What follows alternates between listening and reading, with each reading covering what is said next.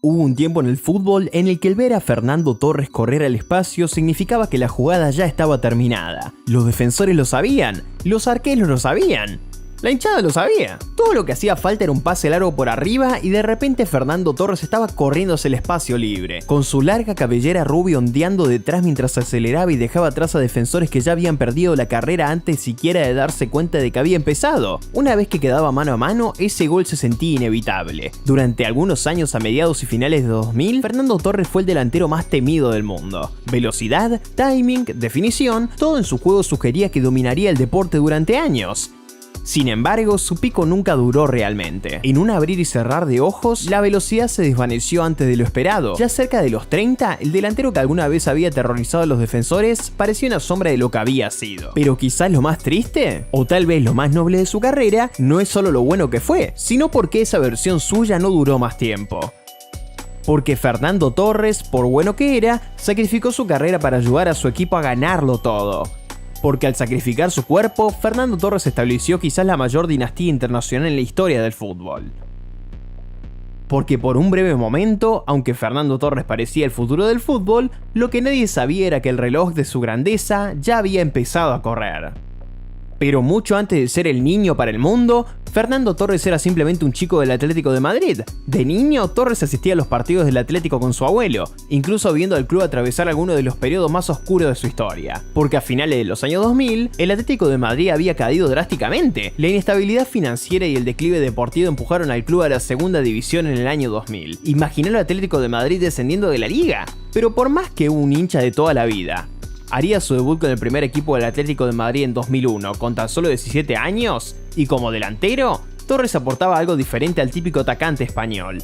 Era elegante, técnicamente refinado, pero también tenía esa mezcla de explosividad.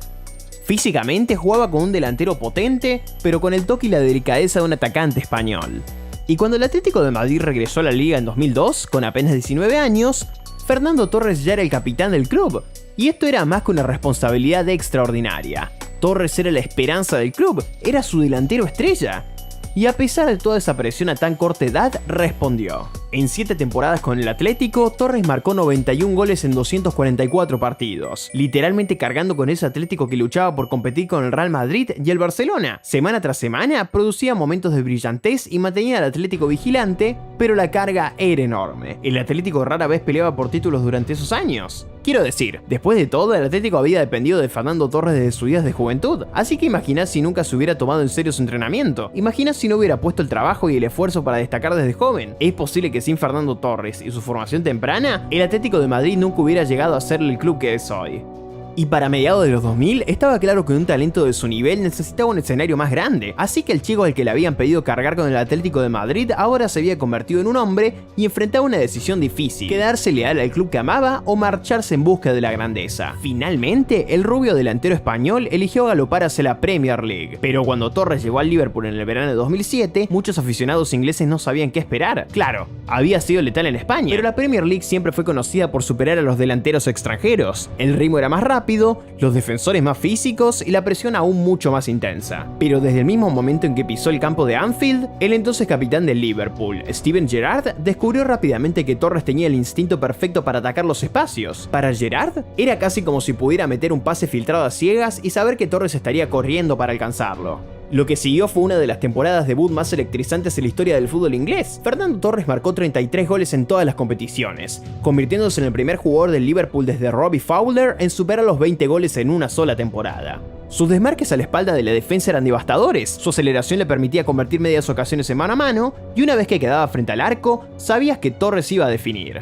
Y así fue como los defensores de la Premier League aprendieron rápidamente la verdad más aterradora sobre Torres: si ya estaba corriendo, era demasiado tarde. Ese verano siguiente, después de ese increíble debut con el Liverpool, Torres estaba listo para continuar su dominio en la Eurocopa 2008.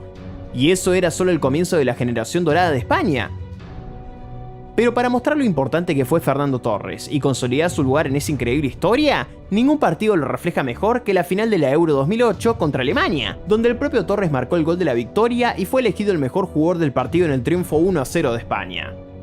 Por más que ese equipo español fuera extraordinario, eso era solo el comienzo, y el hombre que literalmente lo inició todo fue Torres con ese gol que les dio el título. La temporada siguiente, la vuelta en Liverpool, Torres seguía siendo un problema para toda la Premier League. Incluso Nemanja Vidic, uno de los defensores más temidos del campeonato, sufrió una y otra vez ante el ritmo y los movimientos de Torres. Pero no era solo que hacía goles, era cómo los hacía. Probablemente de cualquier delantero del mundo en ese momento, Torres era la combinación perfecta entre elegancia y brutalidad. Entre 2007 y 2009, Torres fue considerado ampliamente uno de los delanteros más completos del planeta. Sí, su apodo del Niño viene desde sus días en el Atlético de Madrid, pero se podría decir que dentro de la cancha también era como el fenómeno climático conocido como el Niño. Verlo atacar era como ver una tormenta. Ningún otro delantero en la liga corría así, a esa velocidad, dejando defensores atrás de forma brutal. Pero realmente no hay mejor prueba de lo dominante que fue Fernando Torres que verlo terminar tercero en la votación del Balón de Oro, solo por detrás de Cristiano Ronaldo y Lionel Messi. Sin embargo, debajo de ese brillo y ese dominio goleador, algo más estaba empezando a suceder, algo que cambiaría silenciosamente el rumbo de toda su carrera. Las mismas cualidades que hacían ver a Torres imparable también estaban generando una enorme exigencia sobre su cuerpo. Las primeras señales de advertencia ya estaban apareciendo. Los grandes delanteros dependen de distintos atributos, algunos del posicionamiento, otros de la técnica y otros de la presencia física. Y aunque Fernando Torres era técnicamente sólido, elegante incluso, y también un jugador inteligente, lo que realmente lo hacía tan difícil de detener era su explosividad. Y no hablo solo de velocidad, era la violencia de su aceleración. Desde parado podía alcanzar su máxima velocidad en 2 o 3 pasos, separándose así casi instantáneamente de los defensores. Y aunque eso no es único en un delantero de su tamaño y fuerza, ese Torres comenzó a sufrir lesiones recurrentes en los isquiotibiales, la rodilla y el tobillo. Y lo peor era que cada vez que volvía lo hacía rápidamente, decidido a no perderse partidos importantes ni con el Liverpool ni con la selección española. Y hay que recordar que esto era a finales de los 2000, cuando la ciencia deportiva y la tecnología no estaban ni cerca del nivel actual. Porque si esto le hubiera pasado a Torres hoy, siendo un jugador tan valioso, no hay forma de que el cuerpo médico le permitiera volver tan pronto. Y no fue una sola lesión grande lo que le arruinó todo. En cambio fueron acumulándose, debilitando lentamente sus músculos y cartílagos, haciendo más probables futuras recaídas. Y ese fue exactamente el ciclo que empezó a vivir Torres. Rachas de forma brillante seguidas de semanas fuera de las canchas. El Liverpool seguía viendo destellos de ese delantero imparable que tanto amaban, pero con el tiempo eran cada vez menos frecuentes. En la temporada 2008-2009, Torres aún logró 24 participaciones de gol a pesar de las interrupciones por lesión. Pero el patrón ya estaba marcado: regreso explosivo, breve racha de rendimiento y nuevas molestias o lesiones menores. El cuerpo técnico del Liverpool intentó gestionar su carga de trabajo, pero su estilo de juego lo hacía difícil. Después de todo, Torres rendía mejor cuando atacaba los espacios a máxima velocidad, con ese mismo movimiento que ponía en riesgo los músculos que ya empezaban a debilitarse. Y para comienzos de 2010, la situación había empeorado. Fernando Torres sufriría una rotura de menisco en la rodilla. Y si no sabes qué es el menisco, básicamente es el cartílago que actúa como amortiguador en la rodilla, permitiendo que los huesos no rocen entre sí y evitando el dolor. Por supuesto, una rotura de menisco es una lesión que requiere cirugía y meses de rehabilitación. Normalmente ese habría sido el momento para parar, descansar y recuperarse por completo. Sin embargo, 2010 no era un año cualquiera. Torres ya tenía la intención de jugar con España en el Mundial 2010. El equipo estaba repleto de jugadores de clase mundial como Xavi, Andrés Iniesta, David Villa, Sergio Ramos, Iker Casillas y muchos más. Y 2 años antes, España ya había roto su maldición de décadas al ganar la Eurocopa 2008, y al igual que la vez anterior, Fernando Torres estaba destinado a ser la punta de lanza del equipo. Tras someterse a una cirugía en abril de 2010, Torres tuvo apenas el tiempo justo para recuperarse antes del inicio del Mundial. Volver demasiado rápido podía poner en riesgo su físico a largo plazo, haciendo que sus ya debilitadas piernas se deterioraran aún más rápido. Pero en lugar de descansar y recuperarse por completo, lo que habría mejorado mucho su longevidad, Torres decidió regresar de todos modos. Desde la perspectiva de España, la decisión tenía sentido. En su mejor versión, Torres era uno de los delanteros más peligrosos del mundo. Incluso sin estar al 100%, la posibilidad de tenerlo disponible, aunque fuera parcialmente, era demasiado valiosa como para ignorarla. Sin embargo, la diferencia entre Torres de 2008 y el de 2010 ya era evidente. Durante el torneo le costó mucho. Después de haber sido operado pocos meses antes, sus movimientos ya no tenían la misma precisión. Y durante gran parte del Mundial, el entrenador Vicente del Bosque terminó confiando más en David Villa. Aunque Villa no era un delantero centro clásico y se movía más como un atacante libre, la realidad era que Torres parecía una sombra de lo que había sido. Sin embargo, en la final del Mundial contra los Países Bajos, Torres finalmente tendría minutos. Y mientras corría por la banda intentando alcanzar un pase largo, de repente sus isquiotibiales dijeron basta. Torres salió del campo rengueando y entre lágrimas. España terminaría ganando ese partido y celebrando el mayor logro de su historia futbolística. Torres también celebró con ellos. Pero el costo físico de haber regresado tan rápido de la lesión probablemente le quitó algo que nunca volvería a recuperar por completo. Luego, en la temporada siguiente a ese mundial, en enero de 2011, en un movimiento impactante, el Liverpool vendería a Fernando Torres al Chelsea por una cifra asombrosa de 50 millones de euros. 50 millones en 2011, lo que en ese momento lo convirtió en el fichaje más caro de la historia del fútbol inglés. Y por supuesto, ese precio traía consigo una enorme expectativa.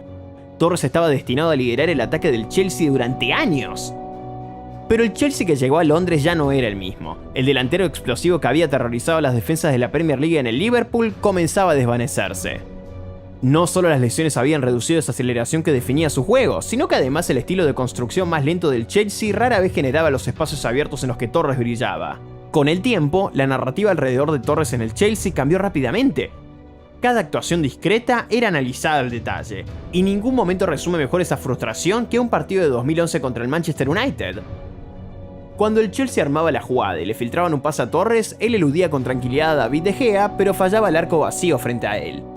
Era un gol prácticamente seguro, pero el remate se fue desviado. Ese fallo se repitió una y otra vez, convirtiéndose en el símbolo del declive de Torres. Para muchos aficionados, esa jugada y esa temporada representaron la caída de un delantero que alguna vez hacía que marcar goles pareciera algo sencillo. Sin embargo, Torres no se rendiría.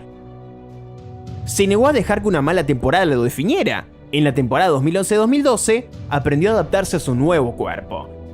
Entendió que ya no era el mismo jugador de antes, y que debía encontrarse una nueva forma de seguir siendo peligroso dentro del campo.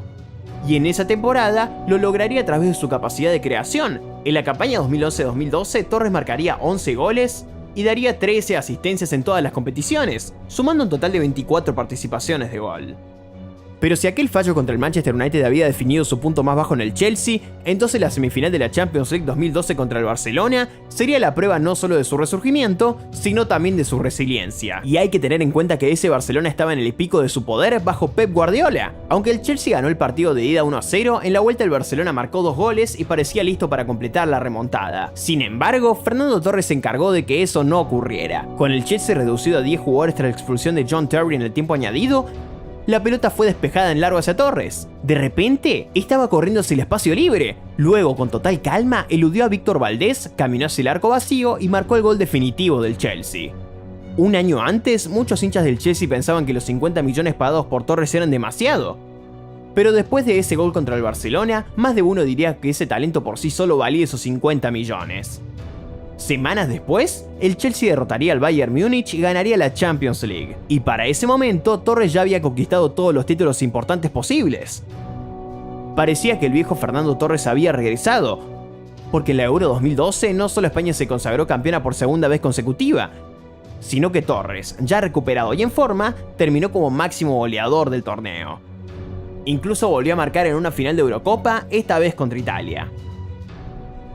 Para finales de 2012, Torres tenía en su palmarés un Mundial, una Champions League y 2 Eurocopas. En la temporada siguiente, finalmente tendría su primer año completo sin lesiones en el Chelsea. Como resultado, disputó la mayor cantidad de partidos en años y alcanzó 29 participaciones de gol en la campaña 2012-2013. Sin embargo, después de eso, las pequeñas lesiones volverían a perseguir su carrera. Torres terminaría saliendo del Chelsea en 2014, pasando a préstamo al Milan y luego al Atlético de Madrid, que finalmente lo ficharía nuevamente para jugar un par de temporadas más en el club de sus amores. Incluso ayudó al Atlético de Madrid a llegar a la final de la Champions League 2015-2016. Sí, esa que se definió por penales y que terminaron perdiendo contra el Real Madrid. Pero aunque el pico de Fernando Torres fue más corto que el de muchos grandes delanteros de su época, y aunque fue uno de los más castigados por las lesiones en su mejor momento, cuando estaba en forma era absolutamente imparable y siempre aparecía en los momentos más importantes. Y lo más importante es que fue un jugador generoso. Sacrificó la duración de su carrera para ayudar a su equipo a ganarlo todo. Porque a veces, la carrera de un jugador no se mide solo por cuánto dura su mejor versión. Torres quizás no tuvo la longevidad de otros contemporáneos, pero logró algo que muchos solo pueden soñar. Durante unas pocas temporadas inolvidables, fue el delantero más temido del mundo. Y cuando llegó el momento en que España y el Chelsea finalmente lo ganaron todo, no hay que olvidar que el niño Torres estuvo ahí.